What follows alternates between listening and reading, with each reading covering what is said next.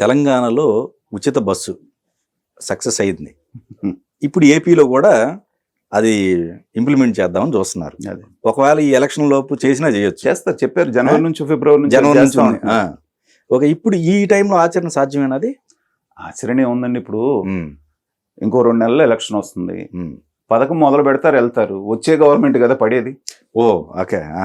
చంద్రబాబు నాయుడు గారు నేను వచ్చినా చేస్తాను అన్నాడు ఆయన. రైట్. సో ఆయన వచ్చేదాకా మనం టైం ఎందుకు ఇవ్వాలి, మనమే చేసేసి పోదాం అంటున్నారు. అదేం పెద్ద ఖర్చుతోటి ఇప్పుడు 100 కోట్లు పెట్టాల్సిన పని ఏం లేదుగా. పైగా టైం కూడా తక్కువ, 2 నెలలు. సో దీని మూలాన ఏంటంటే ఎలక్షన్ కోడ్లు అమలు అవుద్దండి. ఎలక్షన్ ఇవి అంటే మీకు నోటిఫికేషన్ రాకముందు ఏదైనా చేయొచ్చు, తర్వాత ఉండదు కదా. ఇవి ఎలక్షన్ నోటిఫికేషన్ వచ్చింది రాకముందు చేయొచ్చు. నోటిఫికేషన్ ముందు మీరు ప్రవేశపెట్టిన ఏ పథకమైనా కంటిన్యూ అవుద్ది, బ్రేక్ అవ్వదు. అందుకని ఏంటంటే రాబోయే ముందు మనమే ఇంప్లిమెంట్ చేసేస్తే ఒక పథకం ఆయన దగ్గర నుంచి లాగేసుకున్నట్టు కదా అనే పద్ధతిలో చేశారు. ఇది కర్ణాటకలో జరుగుతున్న ఇబ్బందులు, మన తెలంగాణలో జరుగుతున్న ఇబ్బందులు చూసి కూడా మళ్ళీ ఆంధ్రాలో కూడా అంటే ఏంటంటే 2 పార్టీలు ఎంత డెస్పరేట్గా ఉన్నాయి అనేటువంటిది. ఇప్పుడు జగన్మోహన్ రెడ్డి గారు ఏం చెప్తున్నారు, నా పథకాలు నన్ను గెలిపిస్తాయి అంటున్నాడు. మరి ఇంకా కొత్త పథకం ఎందుకు? దమ్మున్నాడు రాజశేఖర రెడ్డి. ఫస్ట్ 5 ఏళ్ళు అయిపోయిన తర్వాత ఏమన్నాడు, నేను ఇంకొక కొత్త ప్రామిస్ కూడా చేయను, నేను లాస్ట్ టైం చేసిన ప్రామిస్లు అన్నీ చేశాను కాబట్టి జనం నమ్మితే నాకు ఓట్లు వేస్తారని అసలు రెండోసారి ఆయన మేనిఫెస్టోనే రిలీజ్ చేయలే. ఆయన కూడా గెలిపించారు. కానీ జగన్మోహన్ రెడ్డి గారు వాళ్ళు ఏది చెప్తే ఇది ముందే మనం ఇంప్లిమెంట్ చేద్దాం అంటున్నారంటే ఎక్కడో ఆయనకు కూడా అనుమానం పట్టుకొని ఉంటుంటుంది. తర్వాత తెలంగాణలో మొన్న ఎక్కడో చూశాను నేను, నష్టం వచ్చుద్ది అనుకున్నారు ఆర్టీసీకి, దీని వల్ల చాలా లాభం వస్తుంది ఆర్టీసీకి అని చెప్పి ఎవరో రాశారు. ఇదేంటి ఇలా రాశారని నేను పూర్తిగా చదివితే ఏంటంటేనంట, ఈ గవర్నమెంట్ ఏదైతే ఉందో గవర్నమెంట్ రీఎంబర్స్ చేయబోతుంది కాబట్టి ఈ ఆడాళ్ళు ఎంతమంది ఎక్కారో ఆ టికెట్లన్నీ గవర్నమెంట్ ఆర్టీసీకి ఇచ్చేస్తుంది కాబట్టి అది ఆర్టీసీకి లాభం. బాగానే ఉంది. గవర్నమెంట్కి ఎంత నష్టం? అంతేగా. ఇప్పుడు ఎలక్ట్రిసిటీ డిపార్ట్మెంట్కి ఎన్ని ఫండ్స్ రావాలి, గవర్నమెంట్ ఎంత వాళ్ళు ఇస్తుందా? వాళ్ళ దగ్గర డబ్బులు ఉంటే కదా. రైట్. ఇవేమీ లేనప్పుడు ఏమవుతుందంటే కొన్నాళ్ళకి ఈ ఫ్రీస్ తోటి ఆర్థిక వ్యవస్థ అనేది కుదేలైపోతుంది. అది లేకుండా ఏంటంటే అధికారంలో ఉన్నటువంటి వాళ్ళు అధికారాన్ని నిలబెట్టుకోవడానికి, అధికారంలో లేనటువంటి వాళ్ళు అధికారంలోకి రావటానికి ఇది ఒక షార్ట్ కట్ లాగా అయిపోయింది. ఓకే. చంద్రబాబు నాయుడు స్థాయి ఉన్నటువంటి వ్యక్తి కూడా సాధ్యాసాధ్యాలు ఆలోచించకుండా నేను ఫ్రీ బస్ ఇస్తాను, ఫ్రీ బస్కి ఆడవాళ్ళకి అంటూ అనేటువంటిది ఏంటంటే మనం విచారించదగ్గ విషయం. ఎందుకంటే చంద్రబాబు నాయుడు గారు ఒకప్పుడు సంస్కరణవాది. మనం స్ట్రిక్ట్గా ఇవన్నీ కనుక మనం అరికడితేనే మనం డెవలప్డ్ కంట్రీగా అవ్వగలుగుతాం. కొన్నాళ్ళు మనం భరించాలి ఇలాంటి ఇబ్బందులని. విద్యుత్ సంస్కరణలు తీసుకొచ్చారు. ఆ కాల్పుల్లో 2-3 కూడా చనిపోయారు. అలాంటి సంస్కరణవాదిని కూడా మన వ్యవస్థ ఏం చేసిందంటే ఇవాళ నేను కూడా మీకంటే ఎక్కువ ఫ్రీస్ ఇస్తాను, నువ్వు ఒక్కడికి అమ్మఒడిస్తావా, నేను 3 ఉంటే 3కి ఇస్తాననే స్థాయికి దిగజార్చారు. ఆయన ఆ స్థాయికి దిగజారిపోయాడు, ఆ స్టేచర్ ఉన్న మనిషి కూడా. దీనికి మనం నిందించాల్సింది మళ్ళీ వ్యవస్థని, ఎవరైతే తీసుకుంటున్నారో. ఇంకొకటి సార్, ఇక్కడ అనుభవించేది కూడా ఆ వ్యవస్థగా. అది తెలియదు. వాళ్ళదేమైంది? హ్యాపీగా జగన్మోహన్ రెడ్డి గారికి కానీ చంద్రబాబు నాయుడు గారికి కానీ ఏం పోయింది? ఏం ప్రాబ్లం అండి? ఉండదండి. అల్టిమేట్ గా అది పడేది మళ్ళీ వీళ్ళ నుంచి వసూలు చేయాలి, ఆ వ్యవస్థకే మళ్ళీ. బట్ అది మానిటరింగ్ చేసే వ్యవస్థ, వీళ్ళని కంట్రోల్ చేసే వ్యవస్థ లేదండి. అది లేదు.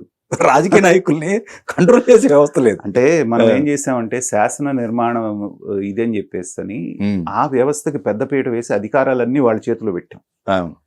ప్యారలల్ గా దాని నుంచి ఏమైనా తప్పులు జరుగుతున్నాయేమో చూడటానికి వాచ్ డాగ్ లాగా మాత్రమే కోర్టులు అనేటువంటి న్యాయ వ్యవస్థను పెట్టాం. న్యాయ వ్యవస్థ ఏం చేస్తుందంటే ఆ చేసినటువంటి చట్టాన్ని వీళ్ళు అమలు చేస్తున్నారా లేదా అనేటువంటిది మాత్రమే పర్యవేక్షిస్తుంది. కానీ ఏదన్నా అక్కడ జరుగుతుంది తప్పన్నా కానీ ఇంకెవరు మాట్లాడేటువంటి అవకాశం లేదు. ఎగ్జిక్యూటివ్ దాంట్లో ఏంటంటే వాళ్ళు ఏం చెప్పారో వాళ్ళు చేస్తారు. న్యాయ వ్యవస్థలోనేమో అక్కడ జరిగింది చట్టం ఉల్లంఘిస్తే మాత్రం వాళ్ళు కలుగు చేసుకోగలరు. ఇక 4th ఎస్టేట్ ఎలా ఉందో మనం చూస్తానే ఉన్నాం. రకరకాల ఎవరికి వాళ్ళకి కొమ్ము కాస్తున్నారు. ఇలాంటి సిస్టమ్ లో మీరు అన్నట్టుగా వాచ్ డాగ్ అనేది లేకుండా పోయింది. నిజమండి. అది ఎవరైతే చట్టాలు చేస్తారో వాళ్ళ మీదే వాళ్ళు ఒక నియంత్రణ పెట్టుకోరుగా. ఎందుకు పెట్టుకుంటారు? ఎందుకంటే చంద్రబాబు నాయుడు గారు మారారు కదా, మనం అనుకుంటాం. మారిపోయారు కదా. ఎలాంటి చంద్రబాబు నాయుడు, నాకు రాజకీయాల్లో నేను మొదటి నుంచి చూస్తున్న వ్యక్తిగా బాధేస్తూ ఉంటుంది. కనీసం రాజకీయాల్లో ఒక వ్యక్తి అయినా సరే నిలబడి ఇవన్నీ కూడా దేశాన్ని రాష్ట్రాన్ని నాశనం చేస్తున్నాయి, ఇలాంటివి ఎక్కడో చోట మనం కోత వేయాలి, అరే బాబు ఇది కాదురా, మీరు నిజంగా మీకు కావాల్సిన ఉపాధి పైకి వెళ్ళాలి, మీరు ఈ ఫ్రీ బీస్ కాదని చెప్పే ధైర్యం ఒక్క రాజకీయ నాయకుడు చేయలేకపోతున్నాడు. అది దౌర్భాగ్యం. ఇది ఇలా దిగజారి ఏ స్థాయికి వెళ్తుంది అనేటువంటిది కూడా ఆలోచించాలంటే భయం వేస్తాం. ఈ ఎలక్షన్లోనే ఈ పరిస్థితి ఉంటే ఇక నెక్స్ట్ 5వ సంవత్సరం తర్వాత ఇంకెంత దారుణంగా ఉంటుందో అనేటువంటిది చాలా ఊహించుకుంటేనే కూడా భయంగా ఉంటుంది. డెఫినెట్గా అండి. ఇప్పుడు అన్ని నిత్యావసరాలు, ఇప్పుడు వీళ్ళు ఏదైతే బాదుడు కార్యక్రమం పెట్టారో రేపు ఇది కంటిన్యూ అవుతానే ఉంటారు. ఆ బాదుడే ఏ గవర్నమెంట్ మారినా. ఆంధ్రాలో చూస్తున్నాం, ఎలక్ట్రిసిటీ ఛార్జెస్ ఎన్నిసార్లు పెంచారు, ఆర్టీసీ ఛార్జీలు ఎన్నిసార్లు పెంచారు. మరి ఆ రకంగా తప్పులేదని చేస్తేనే కదా ఇప్పుడు ఎక్కడో నాయకులు అంతే కదా. మరి అయినా కూడా ఎన్ని అప్పులు చేయాల్సి వస్తుంది.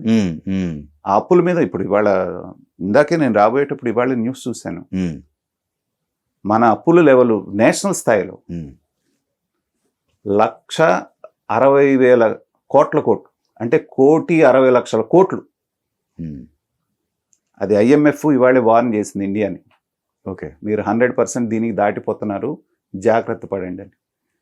అక్కడ కూడా మనం ఏం చెప్తున్నారు బీజేపీ నాయకులు, అసలు భారతదేశం వెలిగిపోతుంది, ఆర్థిక వ్యవస్థ ఎక్కడికో వెళ్ళిపోతుంది. అప్పులు ఎక్కడికి వెళ్ళినాయి? ఈ 10 సంవత్సరాల్లోనే ఎక్కడి నుంచి ఎక్కడికో వెళ్ళిపోయింది. 1,00,000 కోట్ల పైన ఎక్కువ అప్పు చేశారు వాళ్ళు. చేసినప్పుడు ఏంటంటే రేపు తీర్చే పరిస్థితి, ఇప్పుడు చాలా రాష్ట్రాల పరిస్థితి ఏంటంటే బడ్జెట్లో ఉన్నటువంటిది దాదాపు 30 నుంచి 35% కేవలం వడ్డీలు, ఆ దీర్ఘకాలిక రుణాలకి ఇన్స్టాల్మెంట్ కట్టడానికి సరిపోతుంది. మిగతా మళ్ళీ 35 నుంచి 40% ఉన్నటువంటిది ఈ శాలరీస్, వాళ్ళకి పెన్షన్స్ ఇది ఇవ్వడానికి సరిపోతుంది. మిగతాది అంతా కలిపినా మీకు 20 నుంచి 25%లోనే ఇవన్నీ చేయాల్సిన పరిస్థితి వస్తుంది. ఓకే, అన్నప్పుడు ఏం చేయాలి? చేస్తే పన్నన్నా వేయాలి, లేదా మళ్ళీ అప్పన్నా తీసుకురావాలి. ఇది ఒక విష సర్కిల్లోకి వెళ్ళిపోయాం మనం తెలియకుండా. దీన్ని మేధావులంతా కూర్చొని ఏదో ఒక మేధామదనం చేసి దాన్ని ఒక ఫుల్ స్టాప్ పెట్టకపోతే రేపు పొద్దున భావితరాల మీద మనం బోలెడంత అప్పు వేయాల్సిన పరిస్థితి వస్తుంది. ఏదో ఒక స్టేజ్లో మనకి ఏదైనా నేషనల్ కెలామిటీస్ వచ్చి ఫైనాన్షియల్ ఇది డౌన్ అయిందంటే ఒక్కసారిగా ఆర్థిక వ్యవస్థ కొలాప్స్ అయ్యేటువంటి అవకాశం. అందుకని ఏంటంటే సరే తాత్కాలికమైనటువంటి వాటి గురించి ఆలోచించకుండా లాంగ్ టర్మ్లో ఆలోచించకపోతే మాత్రం చాలా ఉపద్రవాలను ఎదుర్కోవాల్సి వస్తుంది.